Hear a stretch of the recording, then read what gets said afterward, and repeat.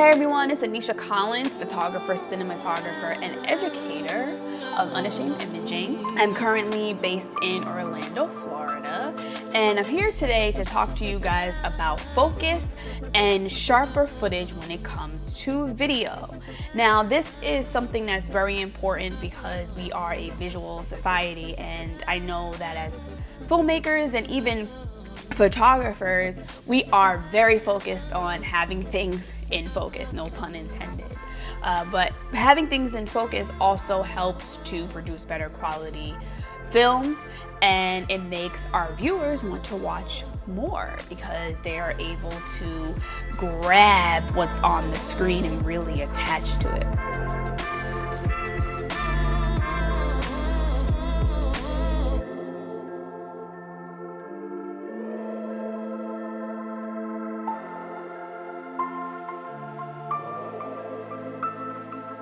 So first and foremost, what you need to do is you need to know your camera's limitations. This may seem like a no-brainer, but most people don't know their camera because they really haven't taken the time to date their camera. And what I mean by that is really spend some time with what you're working with, knowing your equipment. So one of the first steps in acquiring the best possible footage with your DSLR is to understand your camera's limitations. So how does it focus? How does it perform in low light? What's its dynamic range? There's a plethora of things that you can focus on, but knowing where your settings are and how to adjust the settings, that is very important. Knowing your camera's ISO limit and etc.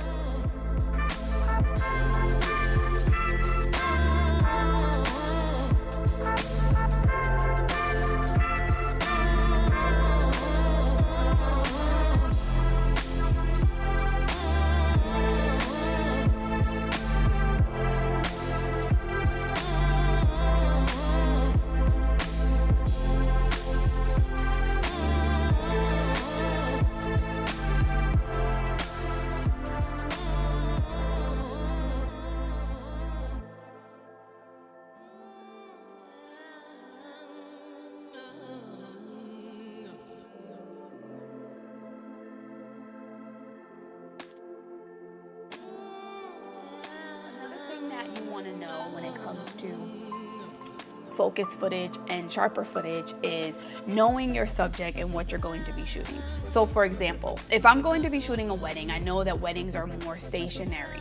Now, movement mostly applies during the reception and the first dance, and maybe if you're doing a first look, but for the most part, a lot of shots are stationary, and where movement comes into play is where you as a creative want to add that movement.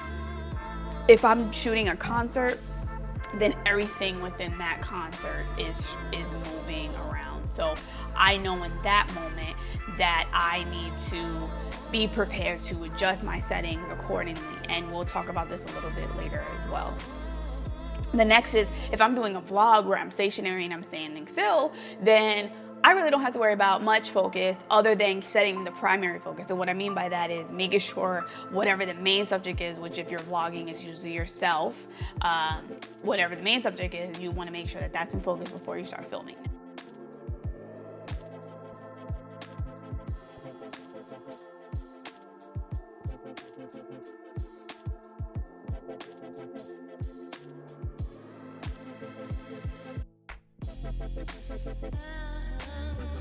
Let's talk about filming concerts. The footage that you're seeing here is my footage. Like I said, I don't just do weddings, I also do events, but I actually started out in doing hip-hop concerts. So motion and being able to move around in motion and refocus has been something that I learned early on because I had to. Concerts are in constant motion. The artists are never still, only maybe when they're praying, depending on the type of artist that I'm filming. But for the most part, they're in motion and they want their crowd to be in motion as well. So knowing how to adjust your focus properly, it plays a big part. And this is one big reason why knowing how to shoot manual with the lens versus an auto is really, really, really important. One thing that you need to know when planning ahead is your approach for lighting, whether you're going to set up lighting or whether you're going to use natural light. Either way, it's important, and this helps tremendously. The next thing is to know your lenses.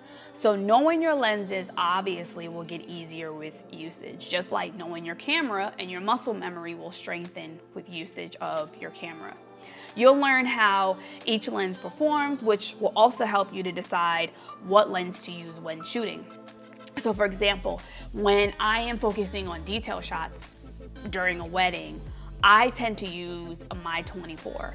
I like the way that I'm able to get in a little bit tighter, and I'm able to really get in close enough to really, really, really get the details.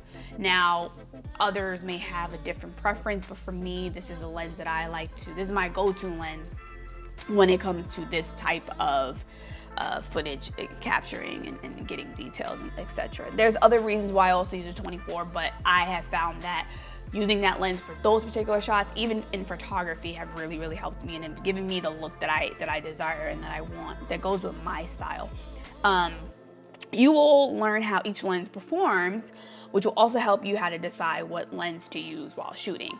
My 85, I use this a lot for portraits or the nice closer shots where I don't want the viewer to be distracted with anything that is around in the environment. I just want them to focus on what's directly in front of them. And like I said, my explanation for use for a certain lens may differ from another creative's. When it comes to fundamentals, there are certain fundamentals that do not change. But when it comes to being creative, your creativity comes from you, and however you put that together and what that looks like for you, that's your style. And I don't want you to feel like because you're not doing it the way someone else is doing it, that you're doing it wrong. There's fundamental things that you can be doing wrong. But as far as style and creativity, that is something that you develop on your own, and it becomes yours, and you should own it. So dealing with lenses, when it comes to lenses, I prefer to use prime lenses because they work really well with getting footage in focus. So a prime lens would be like an 85, a 50, a 24. I mean, there's a plethora of prime lenses, but those are the lenses that I own, and those are lenses that I use. I also like that they're very good in low light, which kind of goes back into the whole lighting aspect that I mentioned. Another thing that you want to look at is the f-stop.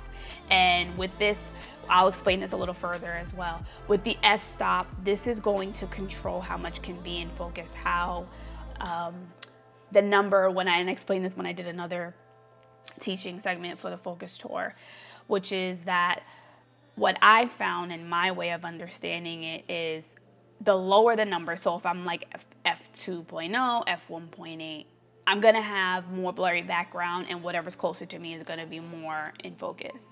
Now, when you have a higher f-stop, which would be like 5, 7, 10 and higher, everything will be in focus.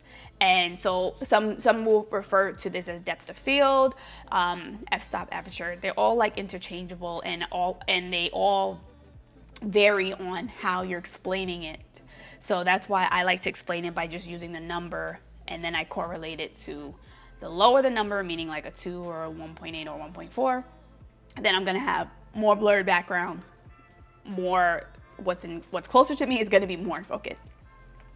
One of the key tips that I wanna give about lenses when shooting video is you want to go from auto to manual. Most people have their lens automatically on auto because that's just how cameras tend to be boxed or shipped to you. They're usually on auto. When you're shooting video, you want to switch it to manual. This also will help if you've ever had a card reader issue where your card cannot read properly as you're recording, and it will usually come up on the screen saying some type of verbiage of the card reader issue.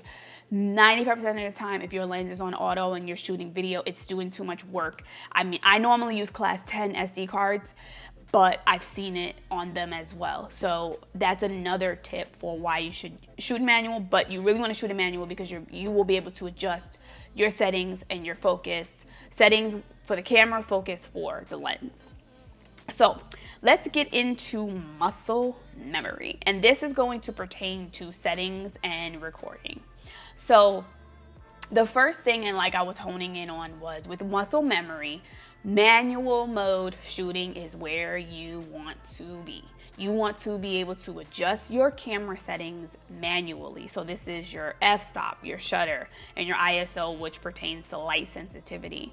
So proper settings and proper exposure help you overall to get a better picture. So one aspect that I don't see a lot of filmmakers or even people on YouTube talk about is your frame rate with your shutter speed.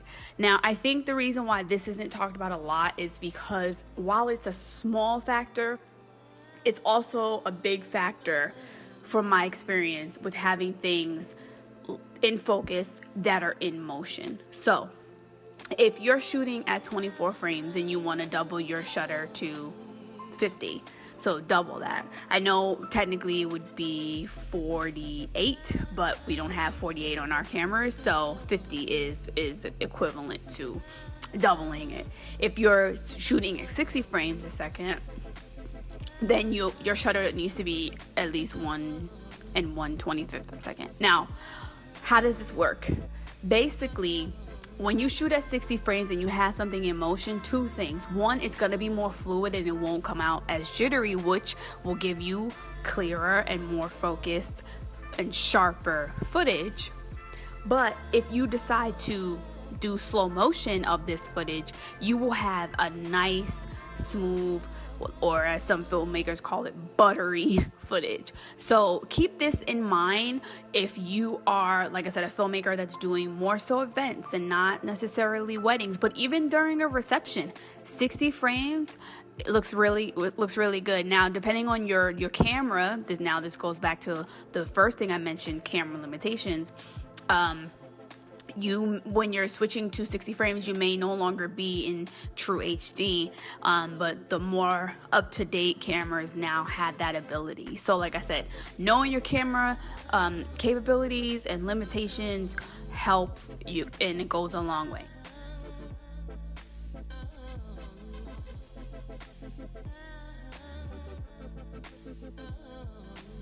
So another tip that I have is whenever I'm looking at a subject, I like to zoom in. I'm not sure if you know about this, but I'm going to show you anyway. So when you're zooming in to check on your subject, usually the zoom will go anywhere from 5 times to 10 times in magnification. And how you'll do this is as such. Insert zoom footage here and space out audio. So the benefits of zooming in is that you can check your focus point. Sometimes the LCD screen will show footage to be in focus, but when you get back to your computer, you're actually not in focus, and that sucks, especially if you're shooting a wedding or a one-time thing where, like a concert even, where you're not going to be able to repeat this, and the only solution is to reshoot, which is not always an option. I know when I was doing music videos, we shot a lot of scenes multiple times, and not because of the focus, from different reasons, but in that case you have the opportunity, if something was out of focus, to redo it. But for a wedding, the worst thing you want to say to a couple is, hey, can you do your vows and everything over because we weren't in focus? So this is where, like I said, muscle memory and knowing how to use your equipment comes into play. So what I'm showing you here is how to use zoom magnification. On the back of your camera, you'll have an option. Mine looks like a magnifying glass. Say that twice, magnifying glass. And basically you'll select that, and it will allow you to zoom in to the subject either 5 times or 10 times. Depending on what I'm shooting, I'll use 5 or 10 times magnification. And it works really, really, really well. As you can see, the subject, it also depends on the distance of the subject as well. So you'll see that when I move the subject, or I'm moving, you'll see how it allows you to really, really tell whether you're in focus or not. We're going to use a little bit of a darker subject just to show you the difference. So I'm magnified at 5. You can see here, out of focus, can't really see much details. And as I adjust, you'll be able to see the details of the subject, and it's pretty clear. So I like to use that as an option when I'm checking to see if I'm in focus. You could see the distance, also how far it is. So let's talk about focus. There's rack focus, then there's footage that's actually focused, like fully focused, and then there's just plain old out of focus footage.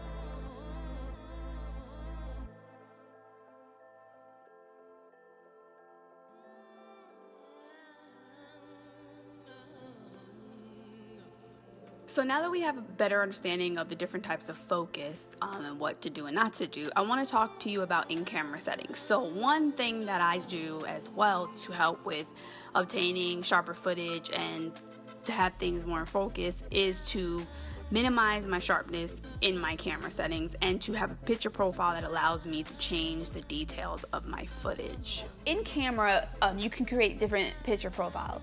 And one thing that I would suggest putting a part of your picture profile is to minimize the sharpness. You can always bring this back in post-production, so I don't want you to feel like, oh my gosh, well, it's not sharp, in camera. And I'm a big person, anyone who's worked with me knows I'm big on get it right in camera. But little things like this, even though they're not so little, but little, what I mean is little adjustments so that the end product is better. You can adjust this in post-production. With the picture profile, this allows you to have some influence on the details of your footage, so you can come back and increase the contrast and increase the sharpness and have a little more flexibility with making your image look how you really want it to versus the camera kind of doing it for you. One way that I like to explain this, and once again, not trying to confuse, but if you do photography, it might also help you have better understanding. When you shoot raw, photography wise, you're able to go back and edit and make it how you want it to look. When you shoot JPEG, the camera corrects it for you. So that's how I kind of look at a picture profile. When you're not using a picture profile, you haven't made those adjustments, the camera is doing the correction for you based on what it thinks looks best, and that's what you're putting out. That's like a real simple, I think, very easy to understand way of comprehending that. So when it comes to resharpening, when you get into your post-production phase and you're using software, so whether it's Adobe Premiere or Final Cut Pro X, which is what I like to use, you can just resharpen, and it's really, really easy. So you don't need to freak out and feel like, oh my gosh, it wasn't sharpened. There are sharpening features, effects that you can add in these softwares, and it makes it just fine, and you just go back and your footage will be great. And I've been doing that for a while, so it's nothing new. Now I would be mindful of how much sharpening you add. You don't want to like I usually start at 2.5, and sometimes depending on what I'm shooting, because remember it goes into my settings too, that can even be like, that's it. Any higher, you're looking at just your details are gonna look really, really bad, and it will look over sharpened, as they say. So we talked about a lot, and I just want to kind of recap it before I close out. So first we talked about camera limitations, and that was basically knowing what your camera can and cannot do, etc., low light, dynamic range, and things of that nature. We also talked about knowing your subject, so whether you're filming a wedding or a concert, or you're doing a vlog, or basically stationary and movement and such, and I showed you some footage to help back up and illustrate, especially for concert coverage. Then we talked about lighting, lenses, and muscle memory. And I think there was a lot of meat in this section, and more so because they're all of the sections that I've talked about are important, but this particular section really, I say, is like the meat and potatoes. You definitely want to have good lighting. You want to know how your lenses work so that you know which ones to go to, which ones to use, and how they're going to ultimately deliver for you. And then your muscle memory now goes into which lenses to use and how to manipulate your camera settings when you need to, and being comfortable and not freaking out because somebody moved and oh my gosh, now they're you have to change stuff. You just want to be comfortable and equipped to know what to do. I showed you some examples of what footage really looks like when it's out of focus and as well rack focus. So cramming all of that together, I'm going to show you guys the video that was created from the footage that I've been showing you throughout this entire session outside of the concert footage. So if you haven't noticed, I've been showing these beautiful models that were our brides for the day. And this shoot actually consisted of 5 photographers and 1 videographer, which was myself. So you're talking about elements that are out of my control as far as, when you have 5 different photographers, everybody's got a different personality, everybody has a different goal. So I need to know what I'm doing, how I'm doing it, what I want to capture. Like, I'm pre-thinking every thought before I do it.